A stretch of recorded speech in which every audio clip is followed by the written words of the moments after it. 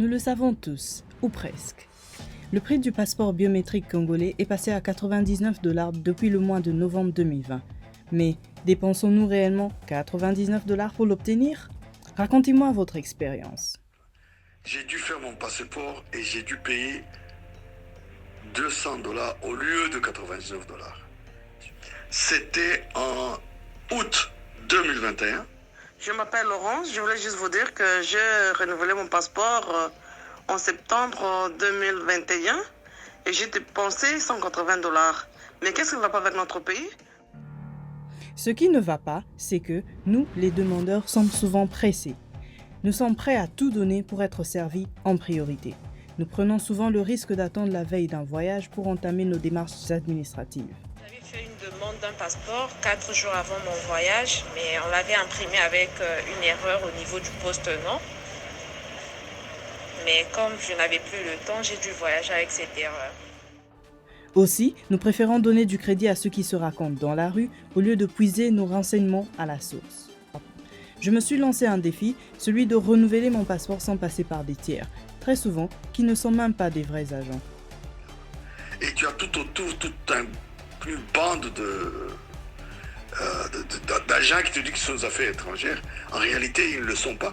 Le but ici est de savoir quelle est la vraie procédure à suivre et d'identifier d'une part les frais officiels, c'est-à-dire ceux pour lesquels on vous remet un récépissé, et d'autre part les frais pour lesquels il n'y a pas de récépissé du tout. Voici les étapes que j'ai suivies. Pour commencer, je suis allée à la banque acheter un formulaire de demande de passeport. Là, j'ai dépensé 99 $ et un reçu m'a été remis.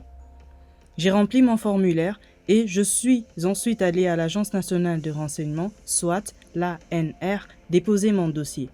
Là, j'ai acheté une farde à 10 $ pour y mettre mon dossier. Aucun reçu ne m'a été donné pour cette dépense.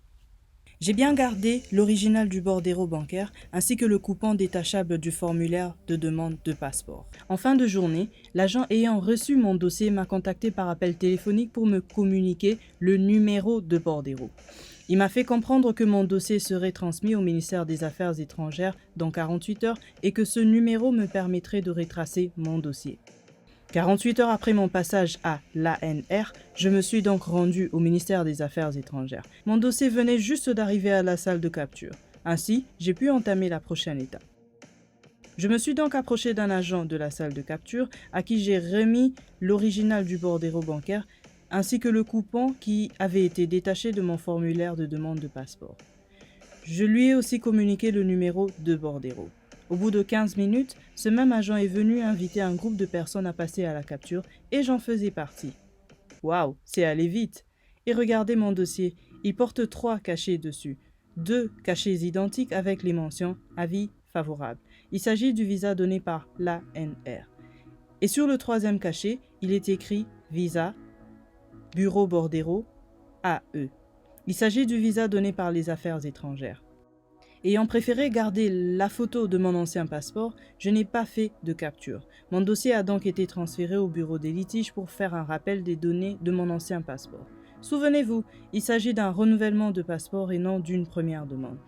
Après le rappel des données, il m'a été remis un coupon à l'aide duquel j'ai retiré mon passeport au bout de 3 jours.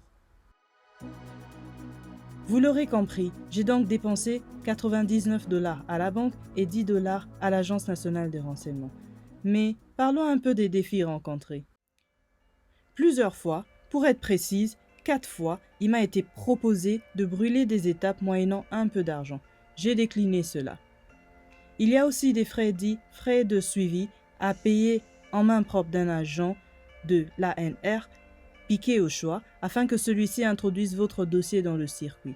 Et le non-paiement de ces frais, qui varient généralement entre 5 et 10 $ pourrait résulter à voir son dossier être placé dans les oubliettes.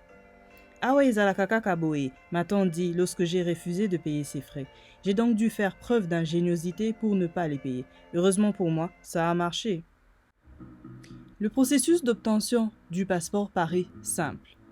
Il l'est en effet. Pourtant, beaucoup le trouvent complexe et n'osent pas s'y lancer seuls par peur de se faire rouler. Ainsi, des questions se posent encore. Après avoir baissé le prix du passeport, Les autorités ont-elles repensé au système de manière à permettre au public de ne payer aucun surcoût? Ont-elles rendu publique la procédure à suivre de sorte que toute personne, lettrée ou non, soit à mesure de faire ses démarches seule ou avec l'assistance gratuite des agents des institutions concernées? Et s'ils rendaient l'option des demandes en ligne possible, tout simplement? En attendant leur réponse, je peux dire que j'ai relevé mon défi avec brio. Saviez-vous qu'en voulant brûler des étapes ou qu'en voulant toujours passer en priorité même quand vous n'avez pas d'urgence, vous augmentez le prix du passeport et ainsi pénalisez la masse? Alors, essayez de faire comme moi.